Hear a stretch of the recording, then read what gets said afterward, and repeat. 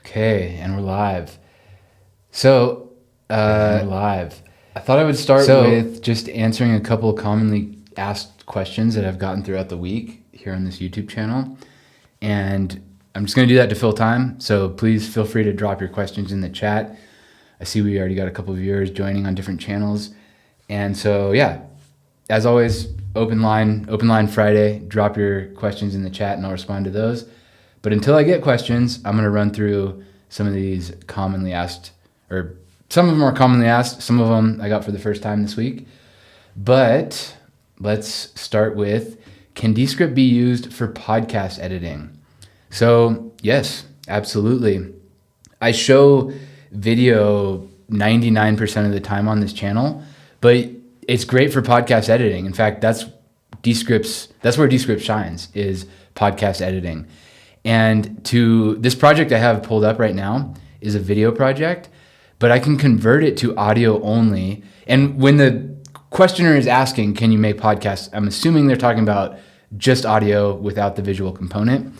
And if that's the case, then what you can do is switch to set composition to audio only. And when you click on that, boom, the visual part goes away, the canvas.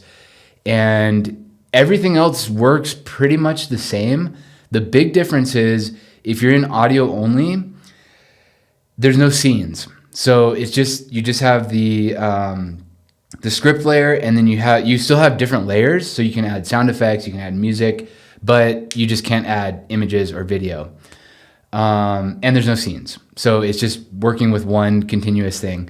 And for me, coming from doing 99% of my editing in video, that gets a little confusing. I'm like, where's my scenes? How am I supposed to figure out where to put this other layer here? But yeah, so to answer your question, yes, Descript can be used for podcast editing. And my argument is it's the best for that. Descript, I'll be straightforward in saying Descript is not the best at a lot of things, but for spoken word stuff, Descript is great. Okay. How does Descript handle multi-track editing? So, okay, multi-track editing, you need to do something called a sequence. You have to add a sequence which allows you to stack multiple layers, multiple tracks. And if you bring in a interview from something like Squadcast, it'll automatically do this. So if you have, let's say, just for simplicity, two guests, two people talking. When you hit the edit in Descript button from Squadcast, it'll automatically bring it in as two different tracks. And each of those tracks will have a visual component and an audio component, thus being a video. And the sequence is, I don't have a way to show it right now and without building one, but the other way to get to a sequence is in your project files. Oh, and let me turn on my screen cursor thing here so you can see this a little better. There we go. So project files over here on the right. And when you open that up, this is where all of your files that compose your project live.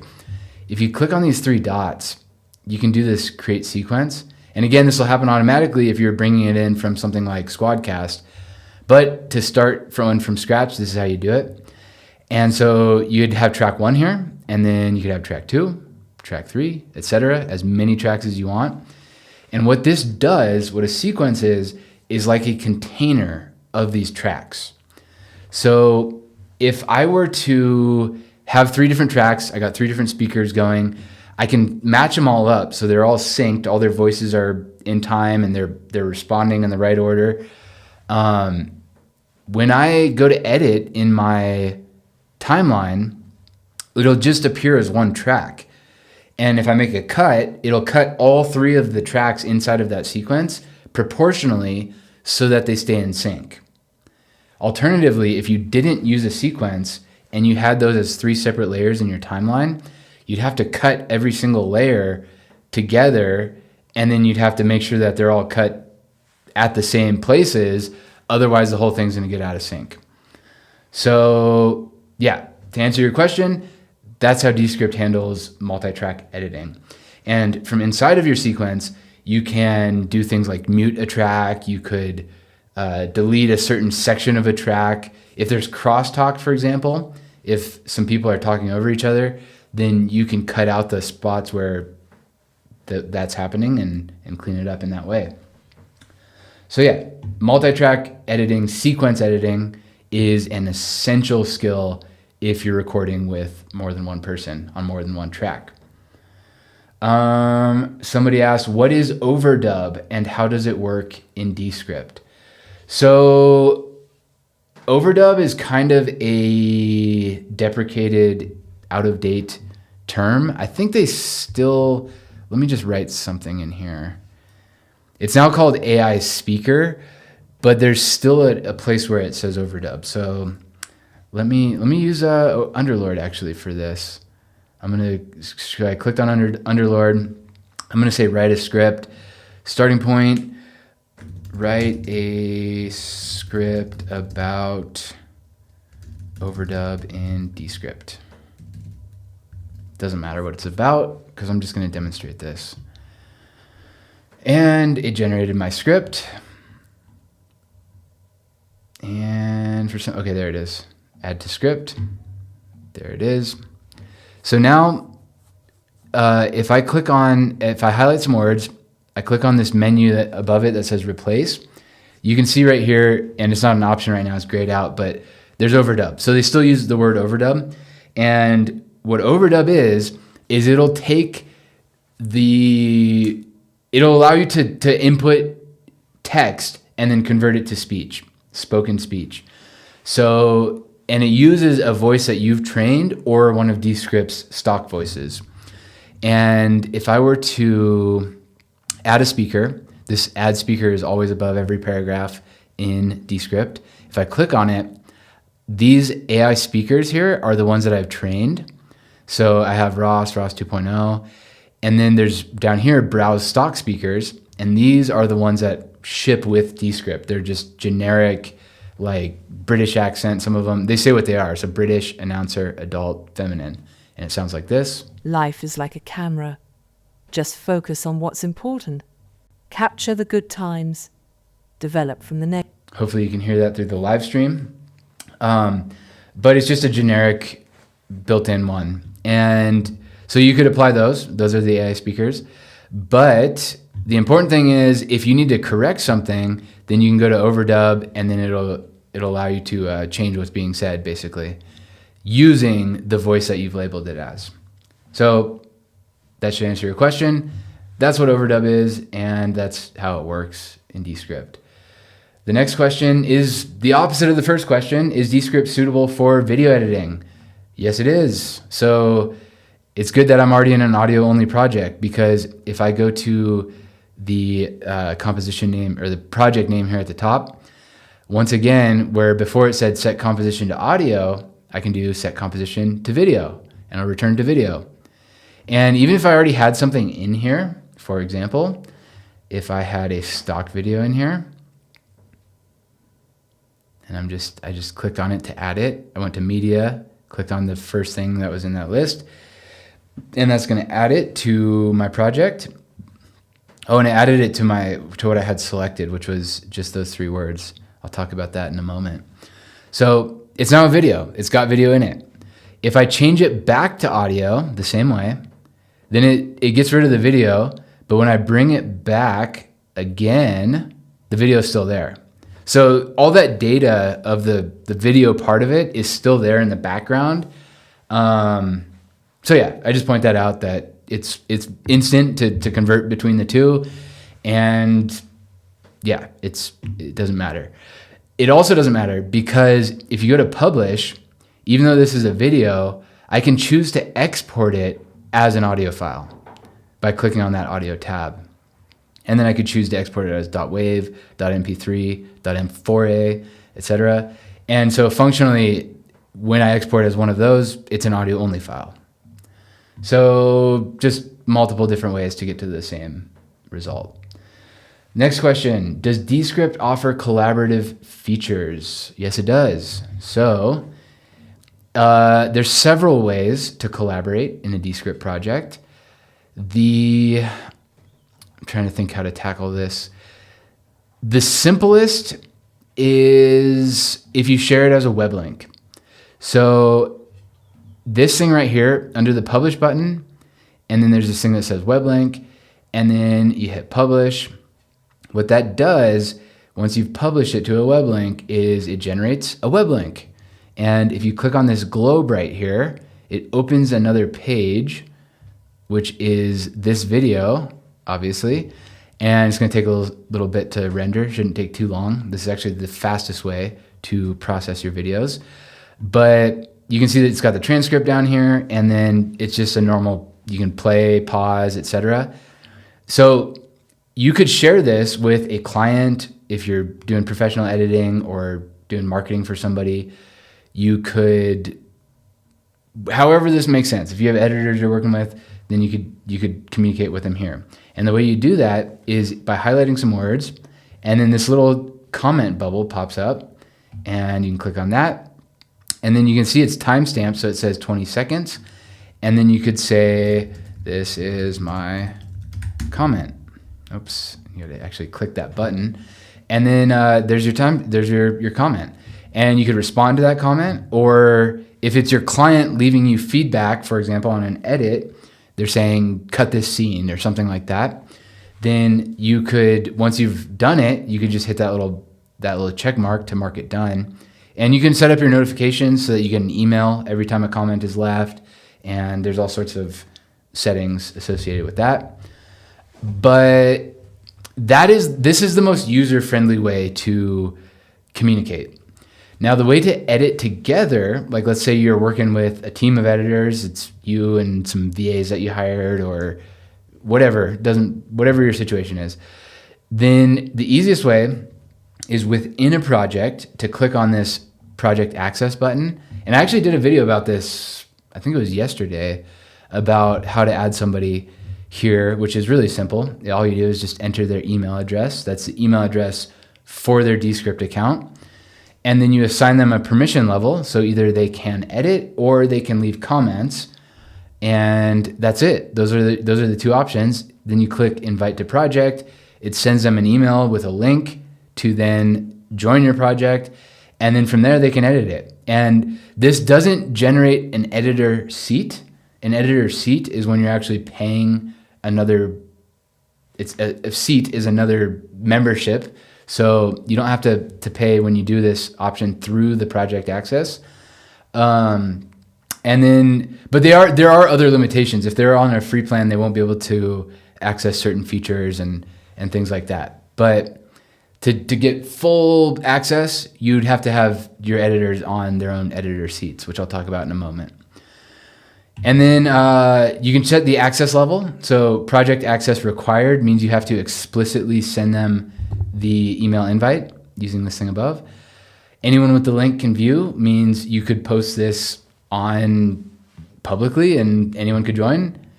Anyone with the link can, anyone with the link. So if the link is available, they could join, they could view it. This other one is anyone can comment, and then you could copy that link and then you could send it out to a group or whatever it is that you want to do with it. So that's project access. The other way would be to go into your settings and add someone here. This would add a member. So this is different than adding a editor to an individual project. This will add somebody to the entire drive. They'd be able to see all my folders, all of my projects, everything that's inside of this drive. And then you can invite them by email once again. And of course, that's their Descript account email. And here's the thing about inviting someone to a drive is you have to pay for an editor seat for them, which will be the same editor seat or the same level of access that you have. So if you're on the hobbyist plan, which is until a week ago was the creator plan. If you're on the hobbyist plan, it'll be $144 a year. If you're on the what's now called the creator plan, it'll be $288 a year. And then you can either give them editor access, which would require buying a seat, or you can do basic access, which is like a free level editor. And so they're basically just all the limitations of being on a free Descript account. Like you are very limited on the stock media, 1 hour of transcription a month, and it's very limited in what you can do with it.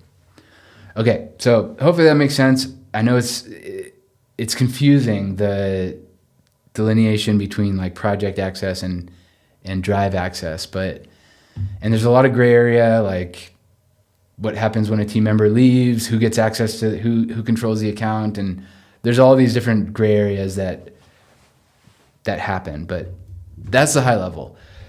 Okay, let's see what's next in the chat. And please feel free to keep the questions coming. Drop them in the chat as we go. Otherwise, I'll just keep reading off of these ones that have built up over the last week. Okay, this question goes in line with what I was just talking about. How much does Descript cost? And this is timely for another reason, because this all just changed on July 2nd, 3 days ago.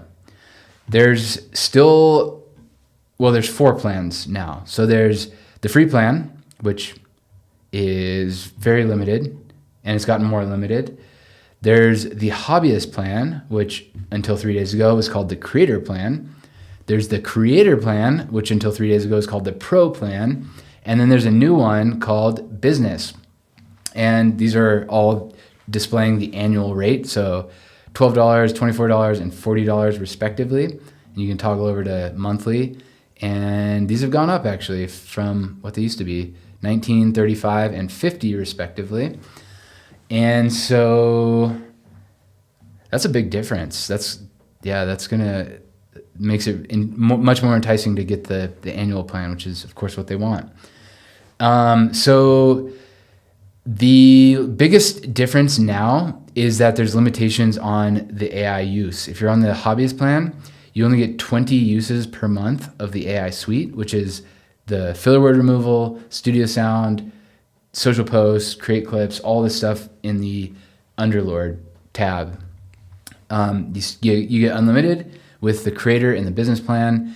And then there's also limitations on the AI speech, 30 minutes on hobbyist, 120 minutes on creator, and 300 minutes on the business plan. And I talked about this when I answered the Overdub question, but the AI speech is when you type in text and then convert that to speech using the AI system. So yeah.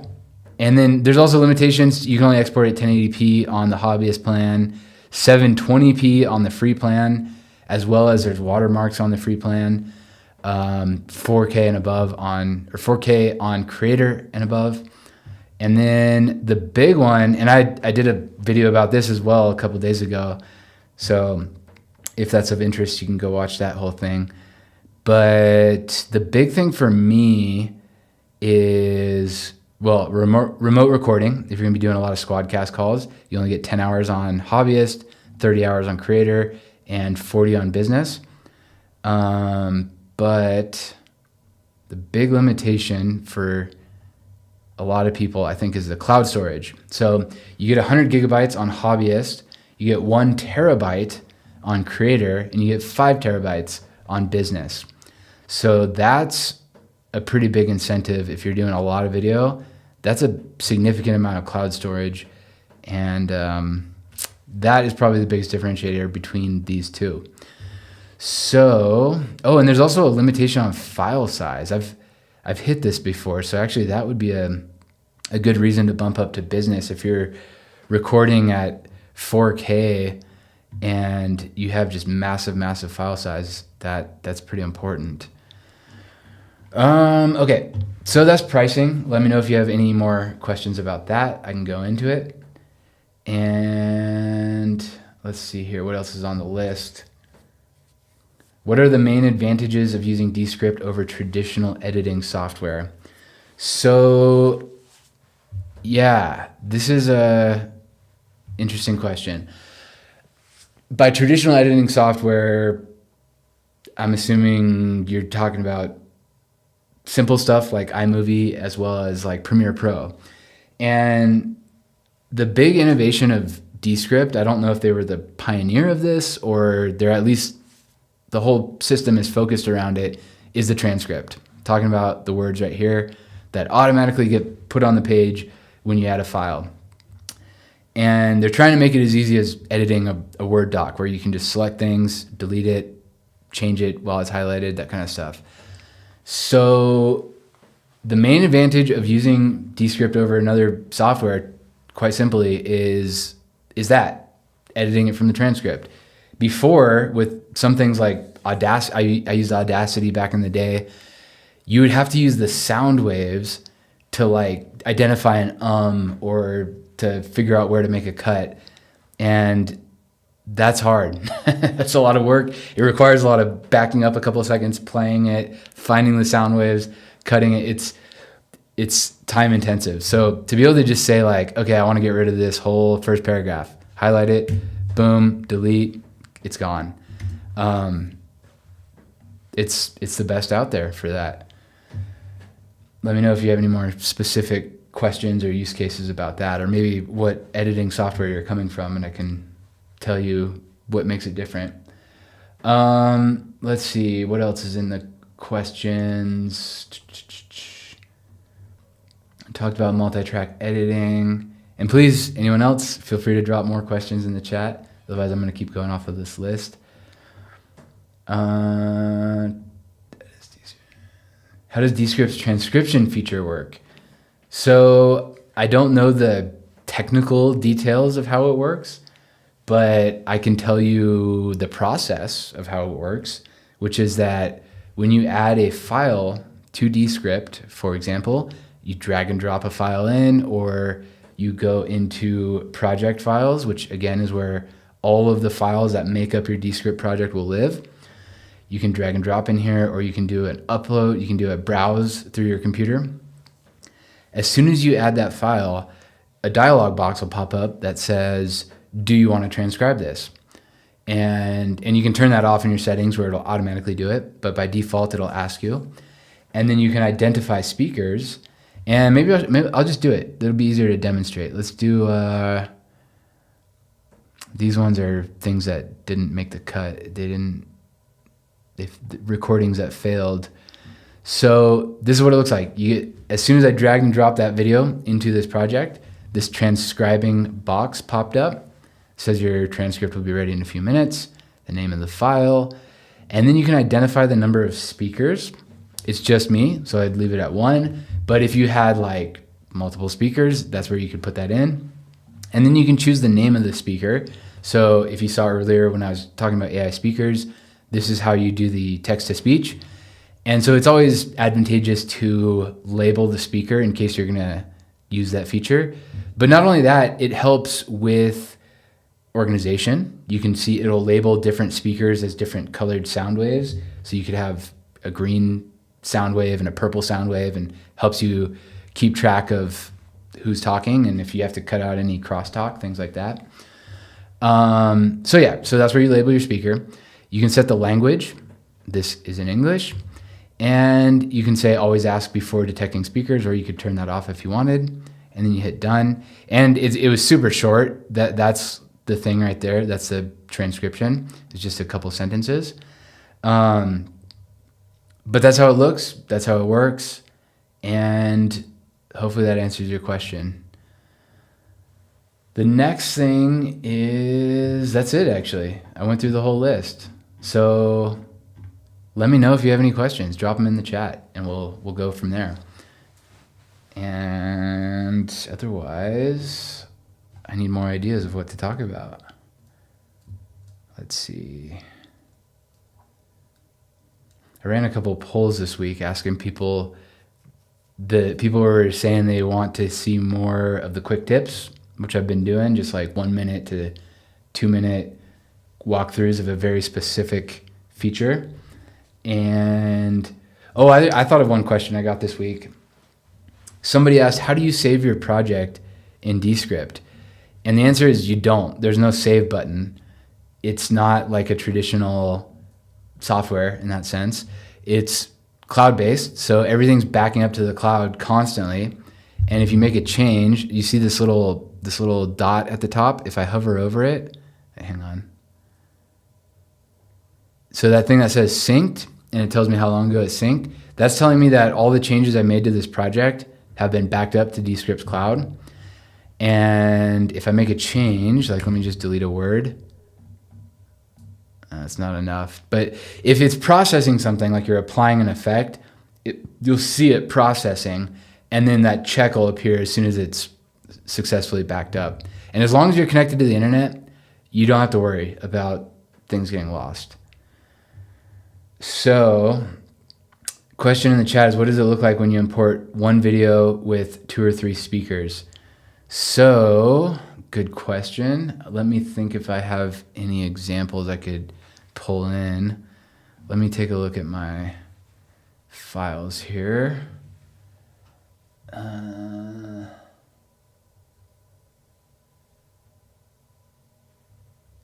I don't have any files here.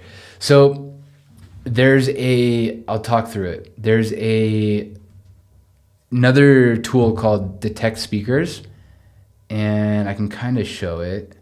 It's grayed out.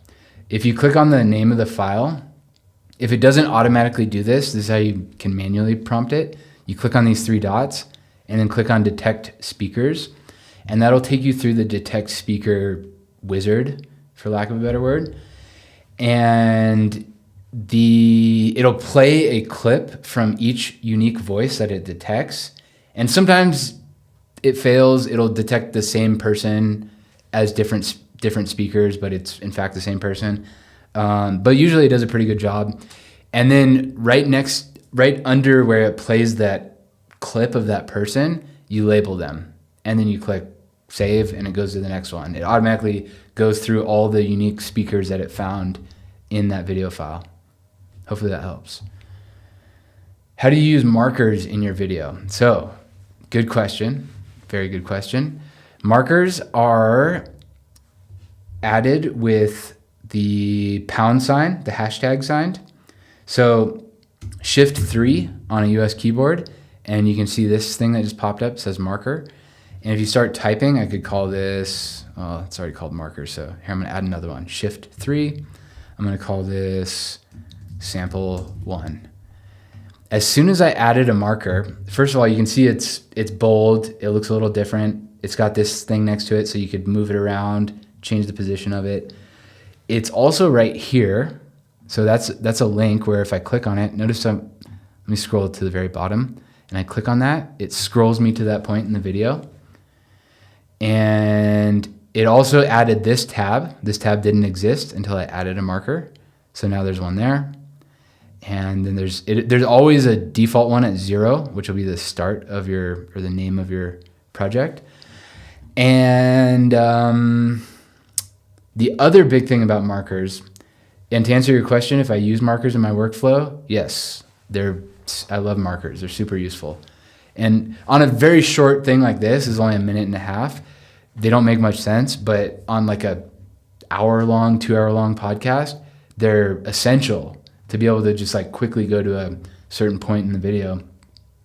But the other thing that I use markers for is because I'm making videos for YouTube all the time. If you go to publish and you go to publish to YouTube, check this out. That marker is a timestamp, and that automatically becomes a chapter inside of YouTube. And one step beyond that, if you go to Underlord, you can do this thing that says add chapters, and it says divide into chapters and add markers. You can pop in a number there, like 2, or you can even write auto, and it'll decide how many markers. You hit submit, and it created 2 markers. I'll hit add to script. There's one, and there's the other one. And you can see they're over here, and they'll be in my YouTube description. So yeah, markers are awesome. Definitely use them. Okay. Yes. So the question in the chat, how do you edit a video with 2 or more speakers? So at the beginning of this live stream, I assume you probably weren't here, I talked about this. Sequences are like containers with all the different layers. So it's all on one layer, not different layers. Yeah, so inside of the sequence is multiple layers, and I'll show. I actually made one in this project file. it creates a folder called sequences, and then here's the sequence that I created. There's nothing in it because I was just demoing it, but if I hit edit sequence, there's track 1, track 2, track 3. So if you had different people in your interview, they all had separate mics, separate cameras, this is how you could keep everything in sync.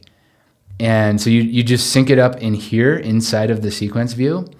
Once they're all in sync, you hit done, and then you would insert it into your script, and then it just becomes it's just your script layer. And whenever you make a cut to that sequence, it'll cut all the tracks inside of it proportionally to keep everything in sync.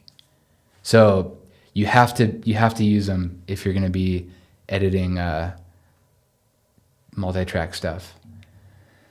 And the question in the chat, how do you take a 2-person interview in which you've been using multicam feature to switch between 2 speakers in one template to the active speaker on a new template? How do you do that efficiently? Let me make sure I'm understanding the question, which you're using multicam feature to switch between 2 speakers in one template. Okay, if I'm understanding right, you're asking about having 2 different templates. Breaks into 100 scenes that I'm currently going to. Yeah, oh, okay. And then the next part of the question was, currently it breaks it out into like 100 scenes that I'm currently going one by one to apply. So that's what the multi-speaker does, is it'll automatically break it up to every time that one of the tracks is detected, one of the speakers is detected, it'll make that person's video full screen, thus the active speaker. And the thing that I do for 2-person interviews is I'll do the multicam, and let me think if I can show this. I want to show. I have one that I can show.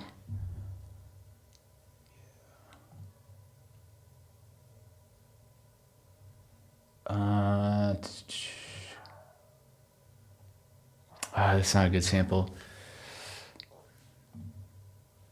So I'll come back to that. I don't want to waste too much time looking for it on this live stream, but basically you have the full scene views, and you can make one that is like essentially your template for where you have 2 people.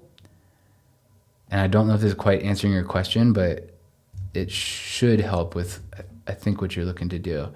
So let's say that these are 2 speakers, and let me even just add media here, like podcast, I don't know.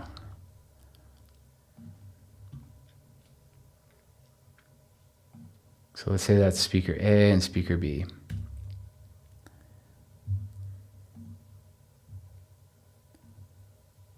And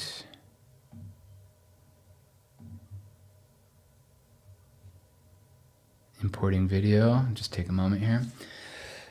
Basically, what we're gonna do is right click on the scene. So create essentially like a scene how you want it to look. So if I take this one, make her like over here, I have my other, still importing. Like let's say this becomes my sort of template within my project for how I want the 2 speakers to look. I can copy this scene, and let me shrink this down. So it could look like this. I can hit copy layout right here, right click, copy layout. I can go to another scene and say paste layout, and it pastes that exact thing, and I can get rid of that background.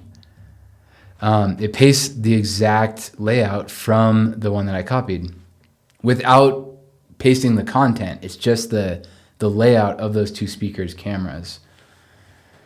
It's not a perfect example, but hopefully that kind of makes sense. I think what you're looking for is the copy layout feature and templates. If you could also apply templates to an entire set of layers if you wanted. I tried creating a sequence, but I couldn't edit the sequence. When I inserted it into the video, I had 7 voices talking at the same time when I played the video. So for editing the sequence, let me just insert the one that I made.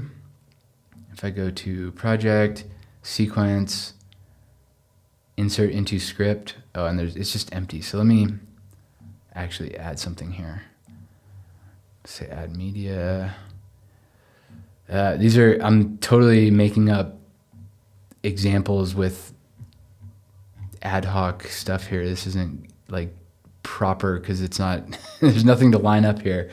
But let me just add a new track.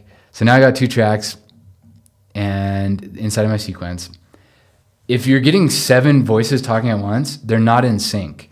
So I'm just gonna give this a moment to load so that we can see the sound waves.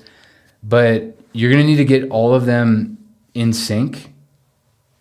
And again, that was going to the sorry, I got distracted by the chat. Edit the sequence and then moving them so the sound waves, so that everything's proportional or everything's in sync to how the actual interview is conducted. And let me just close this, see if I can get the sound waves. Edit sequence, there they are. So let's pretend that this isn't the same track, and speaker A, let's call this speaker A, and speaker B. Let's say that they're like speaker A is asking a question, speaker B responds. You line them up proportional to each other so that they're in sync. And then once that's set, then you're set. You can hit done, and then it'll all be in sync in that container. That sequence is done, unless you need to make further changes, which to do that, you can right click on it and then hit, that's my oh no, that's not my sequence. Okay. So yeah, so the edit sequence, question in the chat is the edit sequence, couldn't find it. Right here in your project files, there's a sequence folder that gets created, and then any sequences that you've made will be under it, and you can hit this 3 dots, hit edit sequence. Yeah, so there's that, and then the other way I'm going to show you is, let's say this is already in my script. So this is my sequence right here. I can right click on it and then edit sequence, just like you said. And then that pulls up the sequence screen.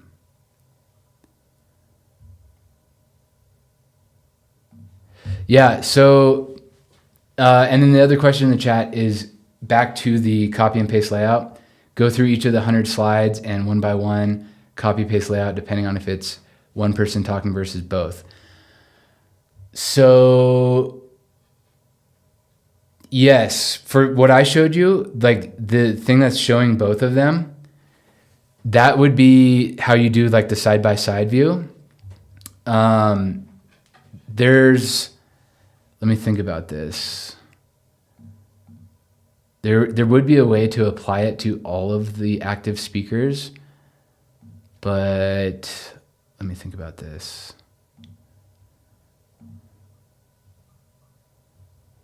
If I apply,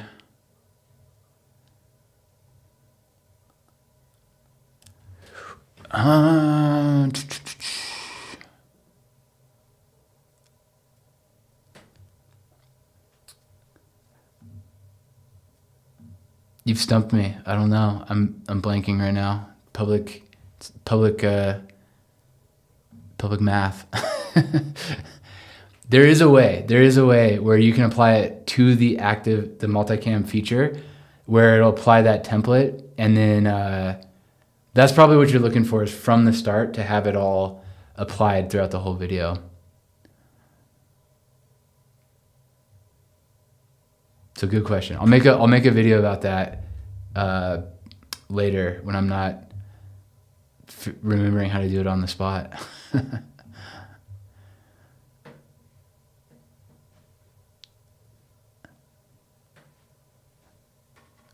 Anything else related to that? And you could apply a template. So for example, you could apply something from the gallery, like, let's say, maybe this will jog my memory when I do it. Like, let's say I apply this.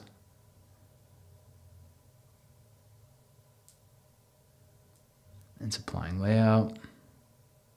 And by the way, that was scene, and then choose template, and then you just pick something from the gallery. The gallery is all of Descript's built-in stuff, all of their built-in templates.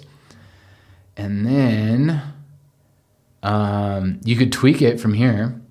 You could change what they have, and then let me change the order of these so they're not hidden. Where's the other one? There she is. And then you could copy and paste this view. So that's not even a sequence, so that this template didn't work correctly. But you could do a multicam if it was a sequence. You could do captions. But the same principle here. You could do copy layout, and then just to demonstrate it, you could do paste layout, and then you can see it put in that background, it put in the text layer, it put in the rectangle, and made for branding purposes and such for one speaker versus two.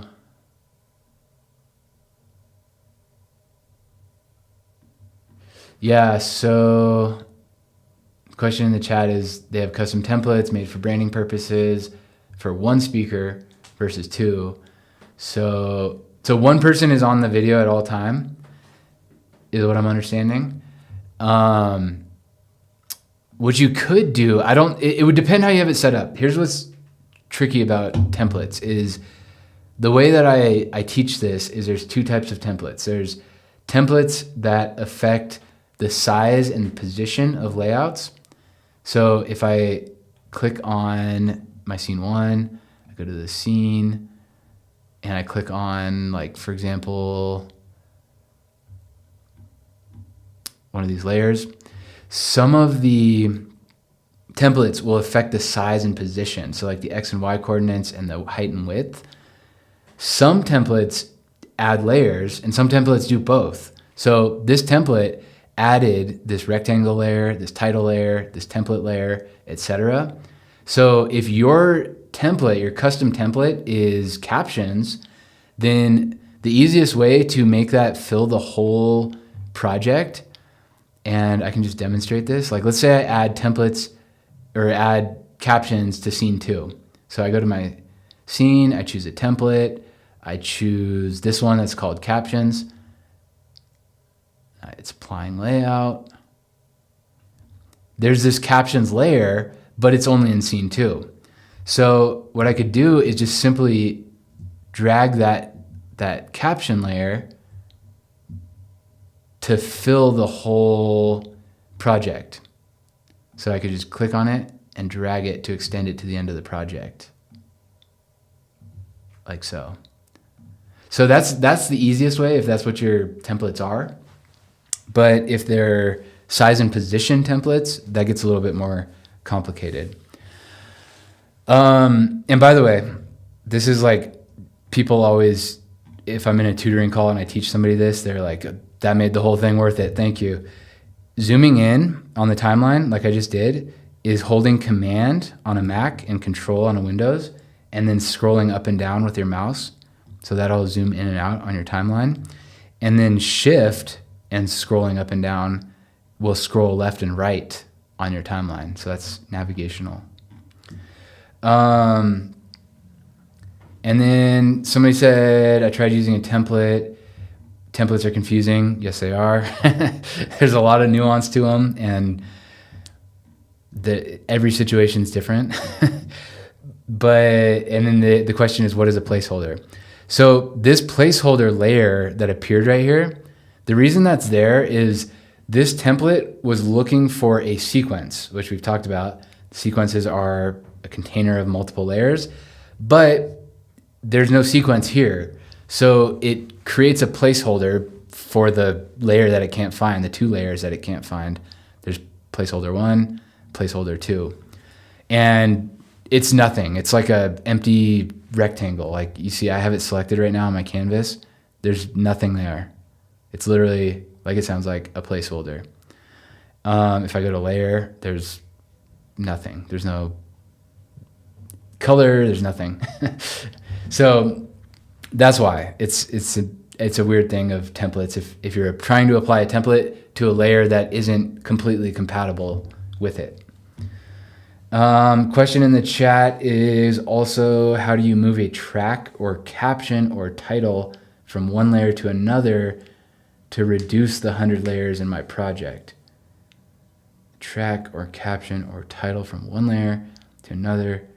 Okay, so I think you're asking about layer order, which if it's a track, an audio track, then it doesn't really matter except visually. But with the other things, it does matter because it'll affect the order that you see it in. So, for example, this, let's do right here. So this podcaster on the left is getting covered up by these pill looking things, these shapes. So to change the layer order, and it goes in the order from top to bottom. So top is going to be the most visible. So this caption layer being at the top, other than this placeholder, I'm going to delete that placeholder. My caption layer is going to be in front of everything else. It's going to be the most visible. If I want to change that, I can right click on it and I can go to layer order and I can say bring to front, which it already is. So that wouldn't do anything. Bring forward would bring it one layer at a time forward. But again, it's already in the front.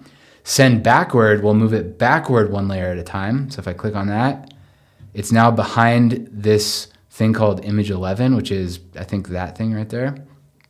But they're not overlapping anyways, so nothing changed as far as we're concerned.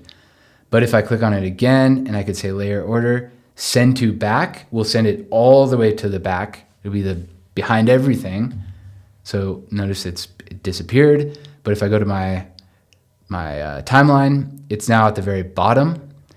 And yeah, that's layer order. I think probably understand that. If you go to layer, you can go hit this back arrow and then you have all your layers right here. So I could drag the captions up as well.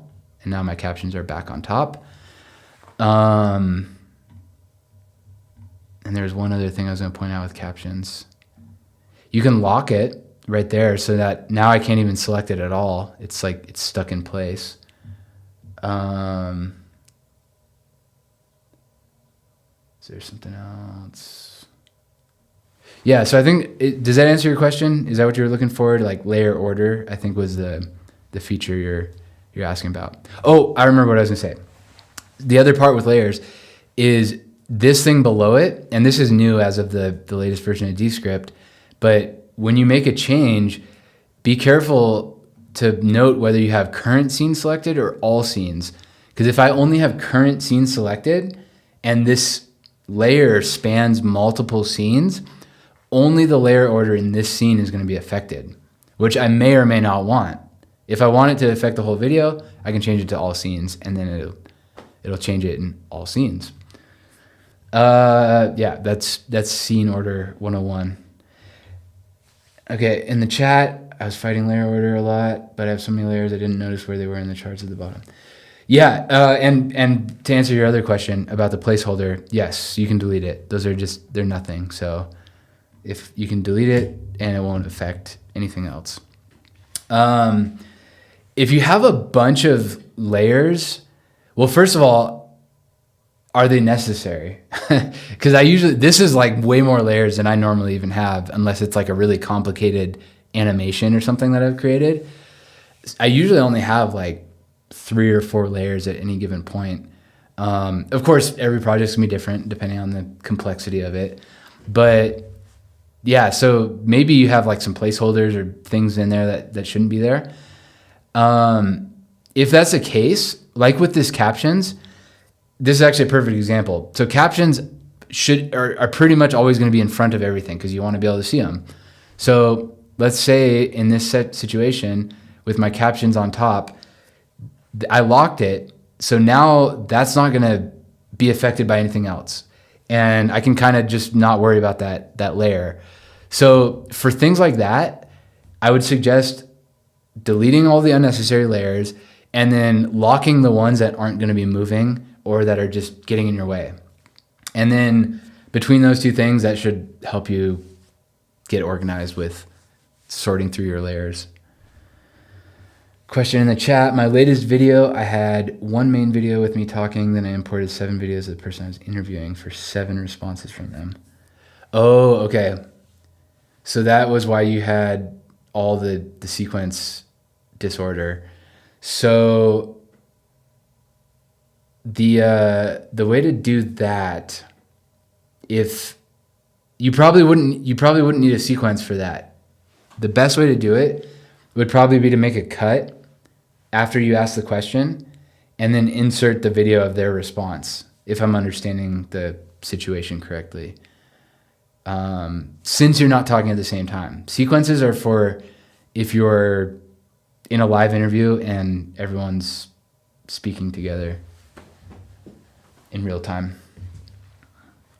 But maybe you are in real time, and then in which case you would then need to just move those 7 clips to line up with your video. So yeah, it just depends how you did it. And we got 8 minutes left. If there's any more questions, keep them coming.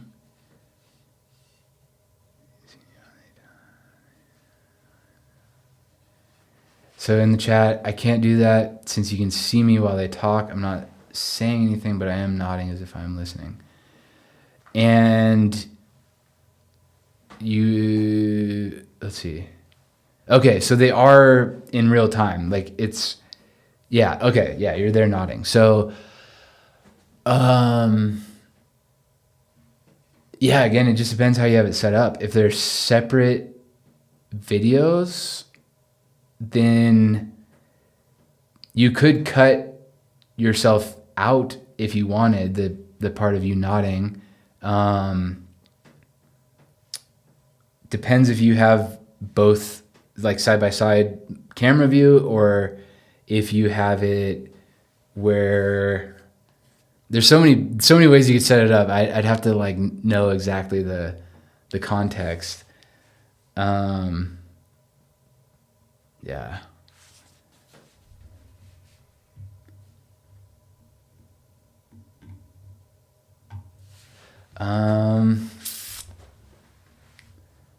The video is not real time since I am playing both parts. I'm interviewing and they're AI responding to my questions. Oh, okay. All right, so I'm interviewing and they're... So in the chat, I'll read it out for anyone who's following along. The video is not real time since I am playing both parts. I'm interviewing and they are AI responding to my questions using my voice changer app.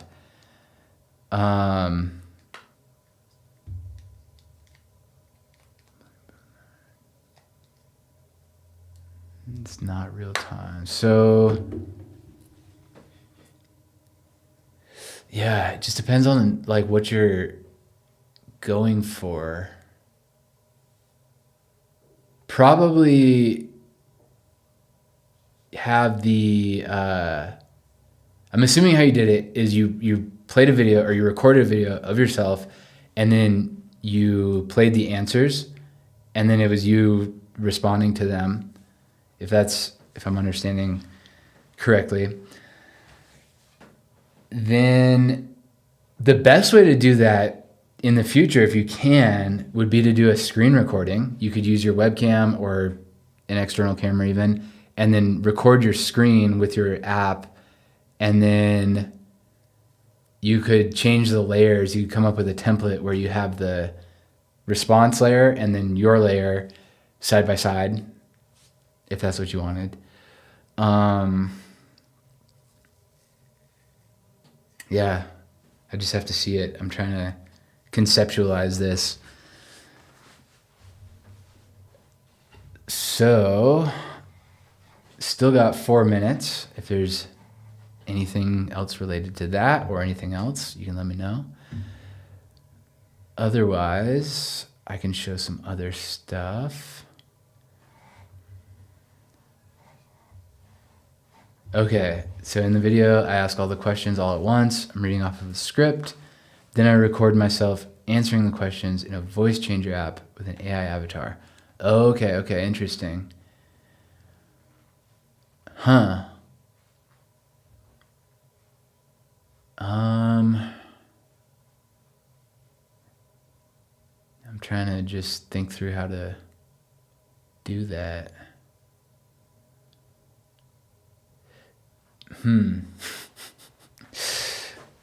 I'd have to see it and see. Do you have examples of other people doing this, or maybe completed videos you have?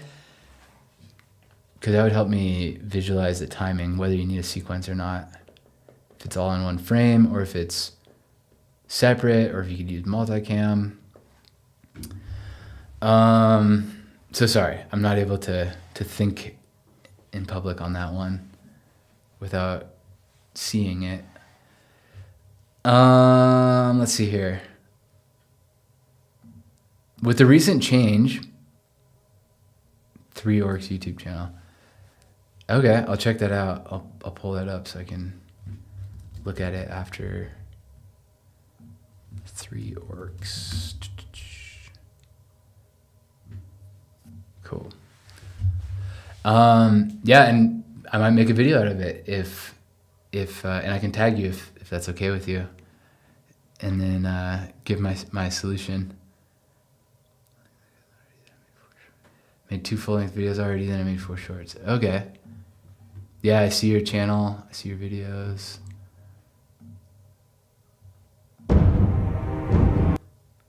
Cool. What was I going to say? Well, we got 2 minutes left, so I'll use this time to pitch what I do, in case you don't know. If you've made it this far, thank you. Thank you for being here. I have a website in business called Descript Mastery, and primarily I do tutoring. I do a lot of just hourly calls. People book an hour with me, and then you can go over any questions you have, and yeah, it's whatever tailored to your goals and your current level, usually absolute beginners, and you'll get the most benefit if you're a complete beginner, because then you don't even know where to start. So I can help with that. I can show you all what's possible and how I recommend that you go about learning this software. Or if you're expert, you've used other softwares and you're transitioning to Descript, I can help with that. And I have packages. You can book 1 session, you can book 3 sessions, 5 sessions, and I have a sale right now for July where if you book a 5-session pack, then you can get 2 calls for free. And then if you prefer the DIY option, I have a course. And the course is roughly 7 hours of content, and every single lesson, there's 90, almost 100 lessons in it, has an action item. So after you learn the skill, then there's an assignment, and the idea is that you use each individual skill as part of a larger project that you work on throughout the course, so that by the end, as it says here, you'll have completed projects of your own.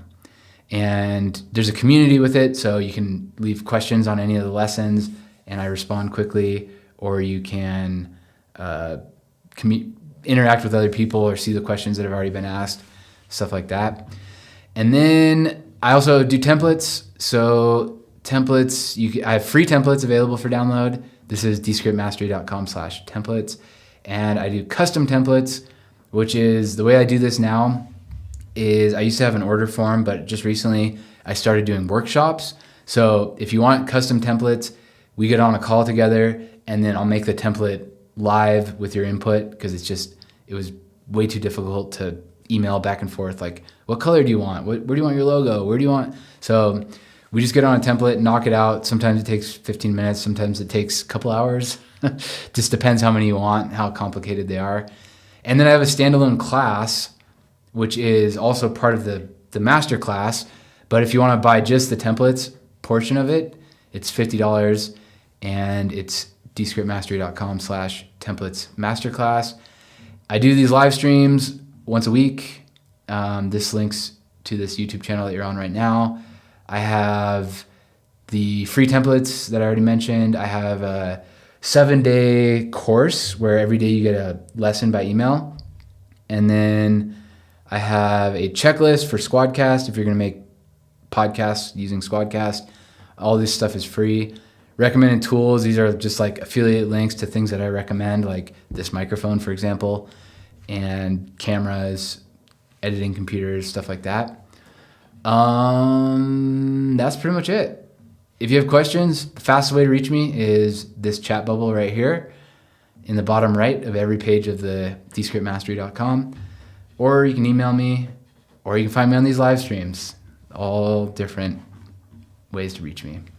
Thank you so much for joining, and I'll see you next week, hopefully in a tutoring session or something. Have a great one.